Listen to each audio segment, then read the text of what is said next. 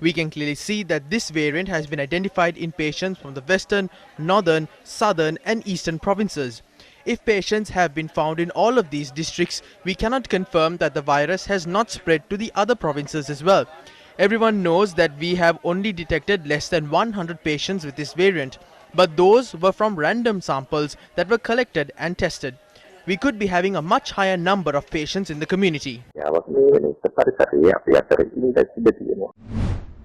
President of the Association of Specialist Physicians, Specialist Dr. Lakkumar Fernando said there is a risk of the Delta variant becoming the dominant strain in Sri Lanka during the coming months. He said experts have reached this conclusion taking into account the spread of the Delta variant in other parts of the world and the high transmissibility of the strain. Whilst pointing out that the COVID-19 vaccination drive in the country is at a satisfactory level, Dr. Lakkumar Fernando stressed on the shortcomings with regard to the prioritization. The Association of Specialist Physicians is of the view that instead of distributing the vaccine on a provincial level, it is better that the vaccines be distributed according to the efficacy and the age groups as per global standards. The association pointed out that unless such a method of vaccination is followed, the chances of defeating the Delta variant are limited. The Association of Specialist Physicians further questioned as to why the local authorities are granting emergency approval for the use of COVID-19 vaccines that do not possess data in respect of the Delta variant, while other countries are selecting vaccines that are suitable to fight the Delta variant. It further stressed that relaxation of travel restrictions must be reviewed, with the maximum number of people that can gather at one event being limited to between 50 and 60 people, with a cap on the duration of gatherings. The Association of Specialist Physicians also emphasized that a mechanism should be prepared in order to ensure that those who are refusing to receive the vaccine are encouraged to get inoculated. The Secretary of the National Intellectuals Association, Dr. Nihala Besingher, emphasized that the Delta variant is causing the collapse of the health systems in countries like Indonesia, Thailand and Myanmar. The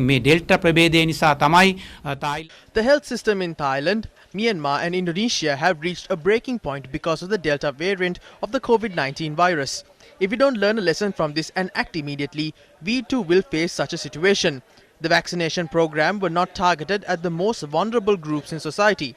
Therefore, we will have to face a crisis just like other countries. Only 14% of the entire population have received both jabs of the vaccine and about 20% in the Colombo, Gampaha, Kalutara and Ampara districts. The people of our country are not ready for this crisis that could affect this country. ඉදිරියේ එන්න තියෙන ව්‍යසනයකට සූදානම් නැහැ කියලා තමයි අපි හිතන්නේ. මේ වන විට delta ප්‍රභේදය The number of PCR and antigen tests conducted have been reduced. If we conduct about 25,000 tests, we could identify more patients. Are we welcoming the fourth wave of the COVID-19 pandemic? රෝගීන් දවසින් දවස වැඩි වෙන්නේ. මේ අපි හතරවෙනි රැල්ලට අතවන්නනවාද? ඒකයි අද ප්‍රශ්නය. The director of the Lade Ridgeway Hospital for Children said that more than 5 children infected with COVID-19 are reported daily in Sri Lanka. He added that 10 children have died due to COVID-19 in the country so far. All 10 children who died of COVID-19 had faced some form of complication along with COVID-19. Children must not be allowed to maintain too much of contact with outsiders. You should not send them out of your residence and into the community unless it is necessary. As over 500 children have been confirmed to have contracted COVID-19 in Sri Lanka so far, Dr. Vijay Surya urged parents to pay special attention to children who are already suffering from complications such as cardiac issues and respiratory conditions.